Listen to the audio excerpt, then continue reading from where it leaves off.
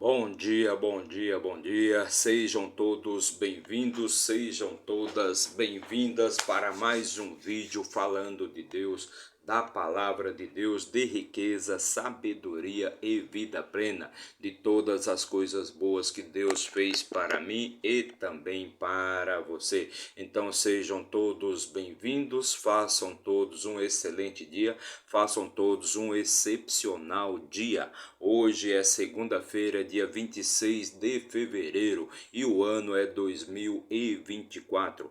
Então façam todos um ótimo dia. Lembre-se sempre, é você que faz o seu dia ser bom ou ser ruim. Então se seus dias estão sendo ruins, se você não está tendo bons resultados, então procure esvaziar a sua mente, limpar a sua mente, tirar toda a sujeira, todas as impurezas, toda a escuridão e todas as trevas da sua mente e colocar lá apenas a luz divina, apenas a luz de Deus. Agindo assim diariamente, com certeza você terá bons resultados e seus dias passarão a ser dias bons. Então esvazie a sua mente, mas faça isso diariamente. Não adianta você fazer isso durante o dia, uma semana e achar que já resolveu todas as questões da sua vida. Não funciona assim. A vida só funciona para quem é constante em tudo o que faz. Perfeito? Então hoje vamos fazer a leitura, vamos ler e também vamos comentar o capítulo 15 do livro de Deuteronômio. E este livro, o livro de Deuteronômio, ele vem tratar exatamente dos três discursos, três sermões que Moisés fez ali para o povo de Israel, quando aquele povo estava acampado às margens, nas planícies de Moabe, às margens do Rio Jordão, prontos para atravessar o Rio Jordão e conquistar a famosa terra prometida. E neste discurso, Moisés lembra ao povo de Israel das caminhadas, das jornadas que eles fizeram ali, desde quando eles saíram ali da escravidão do Egito até chegarem à terra prometida, todas as caminhadas que eles fizeram, todos os locais, os lugares por onde eles passaram. Também lembra da importância das leis de Deus, das leis, dos estatutos e os mandamentos de Deus, como é importante as leis de Deus e como também é importante seguir, né? Como Deus é benevolente, é misericordioso e quando ele se alegra com as obras de uma pessoa, como ele ajuda aquela pessoa, como ele faz milagre, profere milagre ali na vida das pessoas que seguem os seus estatutos, as suas leis e os seus mandamentos. Então é disso que trata o livro de Deuteronômio. E hoje vamos fazer a leitura do capítulo 15, mais uma leitura de muita sabedoria e riqueza para você. Mas antes já deixa aí seu like, comente, compartilhe, se inscreva aqui no nosso canal para dar aquela fortalecida no nosso trabalho e nos ajudar a levar a palavra de Deus para mais e mais pessoas. Vamos utilizar a palavra de Deus para trazer vida plena com muita riqueza, paz espiritual e sabedoria para a sua vida. Mas se inscrever aí no nosso canal for muito para você, então deixa apenas o seu gostei, o seu like, aquela mãozinha ali de positivo, que agindo assim você já vai estar nos ajudando a levar a palavra de Deus para mais pessoas, ok? Então vamos fazer a nossa leitura de hoje e para isso vamos utilizar aqui, ó, a nossa Bíblia Sagrada, nossa ferramenta de trabalho, nosso manual de instruções para a vida, o livro da vida, e vamos abrir aqui no quinto livro da Bíblia, o livro de Deuteronômio. Lembrando que a Bíblia ela tem 66 livros, perfeito? E o livro de Deuteronômio é o quinto livro aqui da Bíblia, também o quinto livro escrito por Moisés. Chegamos no capítulo 15 e se você quiser obter mais conhecimento e mais sabedoria para tocar melhor a sua vida, então aconselho que você acesse aí as nossas playlists, a nossa playlist chamada Deuteronômio, e você assista os vídeos anteriores que já fizemos a leitura de todos os vídeos antes do capítulo 15. Então já fizemos a leitura e também já comentamos, né, todos os capítulos anteriores. Perfeito? Só acessar aí a nossa playlist chamada Deuteronômio. Então, no capítulo 15 do livro de Deuteronômio, no versículo 1, diz o seguinte, só lembrando que aqui é Moisés fazendo seu discurso, fazendo seu sermão ali para o povo de Israel. Então, é a sequência de uma história aqui onde Moisés está falando ali com aquele povo. No fim de cada 7 anos farás remissão. Então, Moisés se dirigindo ao povo e dizendo, no fim de cada 7 anos farás remissão. E este é o modo da remissão. Cada credor que emprestou algo ao seu próximo o quitará. Não o exigirá do seu próximo nem de seu irmão, porque é chamada a remissão do Senhor. Ou seja, é o perdão da dívida depois de 7 anos. Então, este é o modo da remissão. Cada credor que emprestou algo ao seu próximo o quitará. Não exigirá do seu próximo nem de seu irmão, porque é chamada a remissão do Senhor. Ou seja, no fim de cada 7 anos, aquela pessoa que estava devendo teria a sua dívida perdoada pelo credor, pois ela já pagou parte da dívida, então ela teria a sua dívida perdoada pelo credor. Versículo 3: de um estrangeiro poderás exigi-lo, mas aquilo que for teu e estiver com teu irmão, tua mão o remirá. Então, de um estrangeiro poderás exigi-lo, mas aquilo que for teu e estiver com teu irmão, tua mão o remirá. Então, lembrando aqui, são as leis, né, os princípios que Moisés passou ali para o povo de Israel. Exceto quando não houver pobres entre vós, pois o Senhor te abençoará grandemente na terra que o Senhor teu Deus te dá, como herança para que o possuas. Então, é aqui sempre a questão do pobre, né? Aquele pobre que estiver em tuas terras e você precisar ajudá-lo, você deve ajudá-los, pois quem ajuda também será ajudado, exceto quando não houver pobres entre vós, pois o Senhor te abençoará grandemente na terra que o Senhor teu Deus te dá como herança para que a possuas. Versículo 5: somente se ouvires diligentemente a voz do Senhor teu Deus, para observares todos estes mandamentos que te ordeno neste dia. Então, somente se ouvires diligentemente a voz do Senhor teu Deus, para observares todos estes mandamentos que te ordeno neste dia. Então, é Moisés aqui relembrando ao povo de Israel da importância das leis, dos mandamentos de Deus, para que eles tenham uma vida mais organizada, uma vida melhor, né, em ordem, em sociedade. Versículo 6: pois o Senhor teu Deus te abençoará, como te prometeu, e emprestarás a muitas nações, mas não tomarás empréstimos, e reinarás sobre muitas nações, mas elas não reinarão sobre vós. Então é o que o povo judeu faz até hoje, o povo de Israel faz até hoje. Eles emprestam valores, emprestam dinheiros, mas eles não tomam emprestados, pois aquele que empresta, ele se torna senhor daquele que toma emprestado. Então é por isso que o povo de Israel, ele empresta muito, mas ele nunca pega emprestado. Por quê?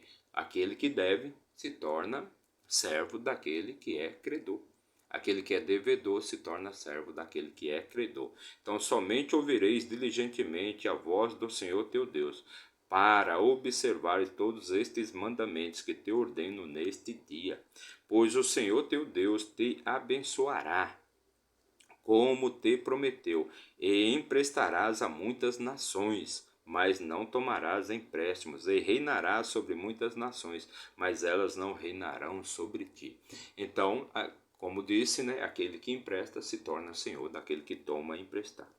Versículo 6: se houver entre vós um homem pobre dentre de teus irmãos, em alguma das tuas portas na tua terra, que o Senhor teu Deus te dá, não endureças o teu coração, nem fecharás a tua mão a teu irmão pobre, mas abrirás completamente a tua mão a ele, e certamente lhe emprestarás o suficiente para a sua necessidade, naquilo que lhe falta. Então, o que diz aqui é exatamente isso. Aquele, né, aquela alma, né, como está lá em Provérbio, a alma generosa prosperará. Quem dá alívio aos outros, alívio receberá. Então, sempre que você ajuda alguém, você obtém crédito com Deus. Quando você ajuda, você obtém crédito. Quando você prejudica, você obtém débito. Ou seja, aquele que dá é mais feliz do que aquele que recebe, porque aquele que recebe, ele está transmitindo para o universo, para Deus, um sentimento do que? De necessidade, de escassez, de precisão. Então, aquele que recebe, que vive de receber, então ele está sempre transmitindo um sinal de escassez e de precisão. Já aquele que dá de coração, né? Sem esperar nada em volta, então ele está transmitindo um sentimento de prosperidade, de abundância. Aquela pessoa que tem para ela e tem também para ajudar os outros. E quanto mais ela ajuda, mais ela recebe. Quanto mais ela ajuda, mais ela recebe. Lembre-se, tem uma diferença muito grande entre você receber de uma pessoa e você receber de Deus. Então, quanto mais ela ajuda, mais ela recebe crédito com Deus, porque ela tem crédito. Então, Deus nunca vai parar de ajudar aquela pessoa porque ela está ajudando as outras. Ela está fazendo exatamente a obra de Deus. Quanto mais ela ajuda as pessoas, mais ela é ajudada por Deus. Imagine você ter o ser que criou tudo te ajudando, sendo o seu ajudante. Entende? Então, aquela pessoa que dá é mais feliz do que aquela que recebe. Por quê? Porque Deus pesa o coração. O que está no coração daquela pessoa que só recebe, só recebe, só recebe? Então, o sentimento do quê? Sentimento de escassez, de precisão, de necessidade. O que é devolvido para ela? Mais escassez, mais precisão, mais necessidade. Ela nunca vai deixar de precisar. Ela sempre vai estar precisando de alguma coisa dos outros. Já aquela pessoa que dá de coração, que faz suas doações, dá o dízimo e tudo mais, então o que ela está transmitindo? Sempre abundância, sempre prosperidade. Então, por isso que é mais importante a pessoa dar do que a pessoa receber. Mas é dar de coração, dar naturalmente, sem esperar nada em troca. Se, por exemplo, uma pessoa no farol te pede alguma coisa, e você te pede um alimento, ou te pede lá uma esmola, uma ajuda financeira, um dinheiro qualquer, e você não dá. O que está acontecendo? O que você está transmitindo? Um sentimento ainda mais pior do que aquela pessoa que está pedindo. Porque aí é o seu sentimento de mesquinharia, de escassez mesmo, entendeu? Então você, não importa se você vai dar um centavo, ou 10 reais, ou 1.000 reais, não importa, mas sempre dê alguma coisa. Sempre faça isso. Por quê? Porque aí você está transmitindo sentimento de prosperidade. Sentimento de prosperidade, sentimento de abundância. Você tem para você e tem também para os outros. Perfeito? Então é isso. Quando você ajuda alguém, você recebe a ajuda de Deus.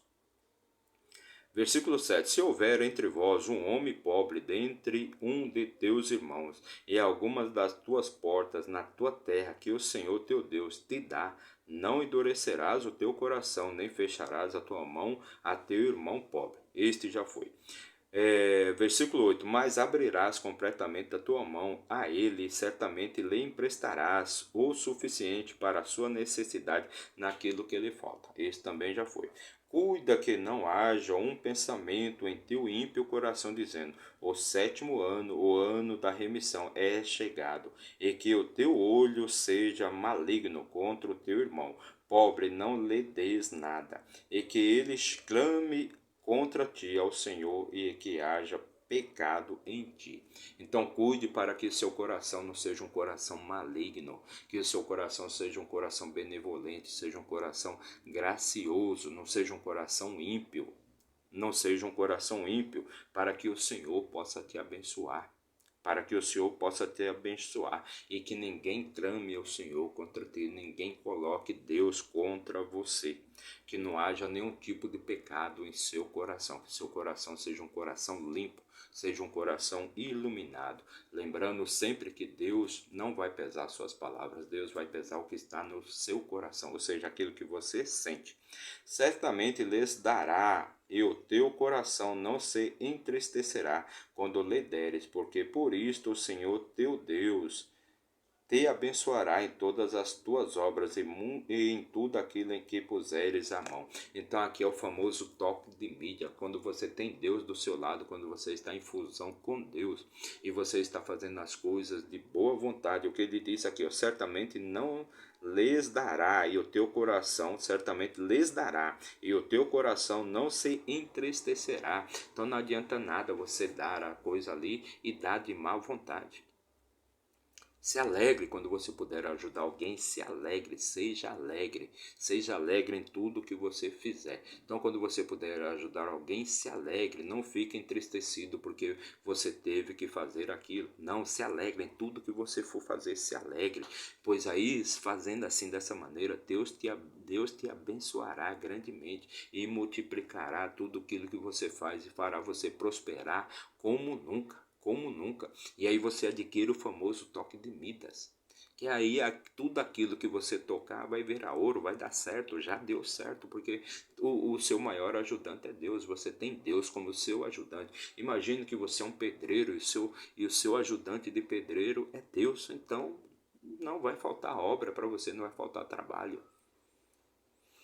E você vai acabar a obra rapidamente, por quê? Porque seu ajudante maior é Deus. Então olha só que interessante, que sinal de riqueza e de sabedoria é este versículo aqui, ó. Certamente tudo aquilo que você fizer, certamente lhe darás, e o teu coração não se entristecerá quando lhe deres, ou seja, não vai fazer falta para você.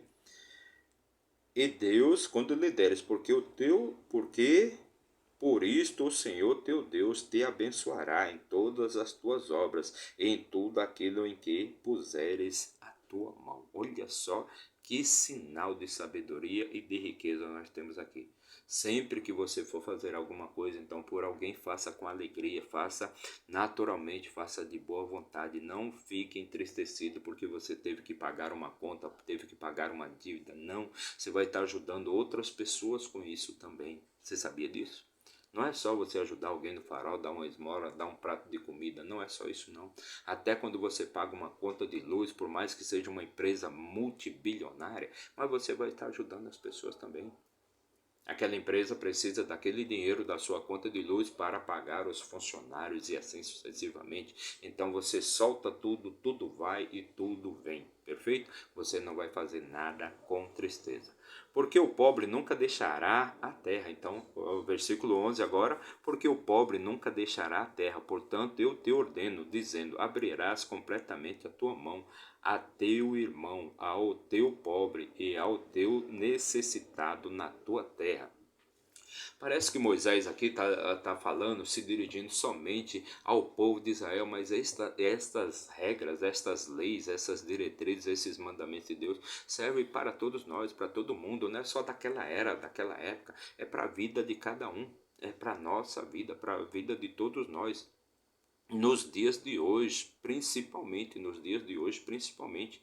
Então, o que ele está dizendo aqui, o pobre sempre existirá sobre a terra. Então sempre vai ter pessoas para você ajudar. Mas como eu já disse, não é só ajudar o pobre, o necessitado, é ajudar fazendo todas as coisas corretamente. Quando você faz tudo corretamente, tudo vem em dobro para você.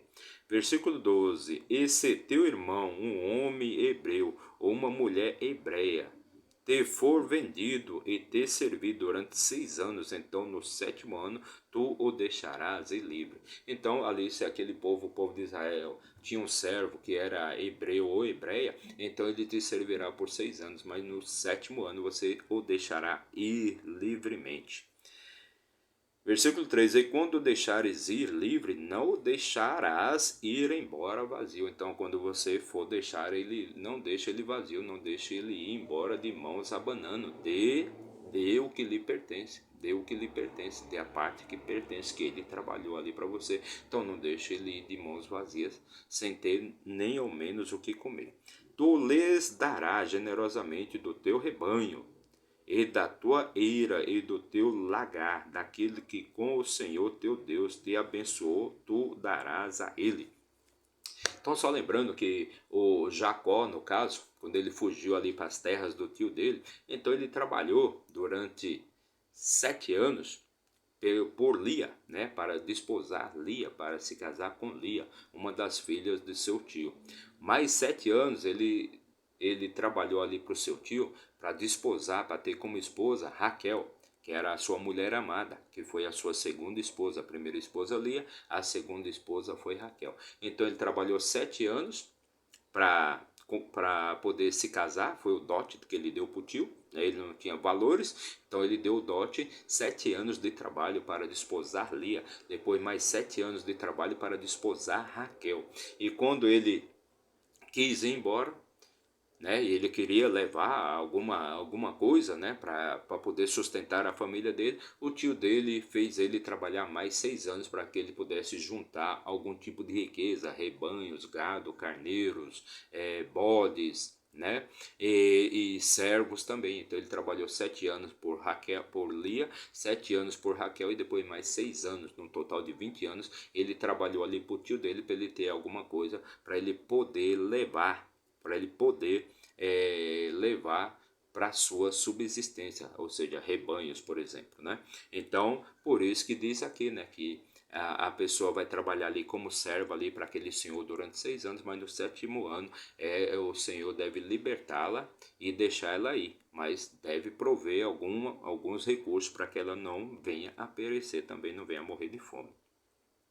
Versículo 14: Tu lhes darás generosamente do teu rebanho, então generosamente, de boa vontade, e da tua ira e do teu lagar, daquilo com que o Senhor teu Deus te abençoou, tu darás. Então, darás rebanhos, né? Dará o que comer para a pessoa. E te lembrarás que foste um servo na terra do Egito, e o Senhor teu Deus te resgatou. Portanto, eu te ordeno estas coisas hoje. Então, Moisés está falando ali para o povo, né? O povo nunca esquecer dessas normas, dessas regras, dessas leis.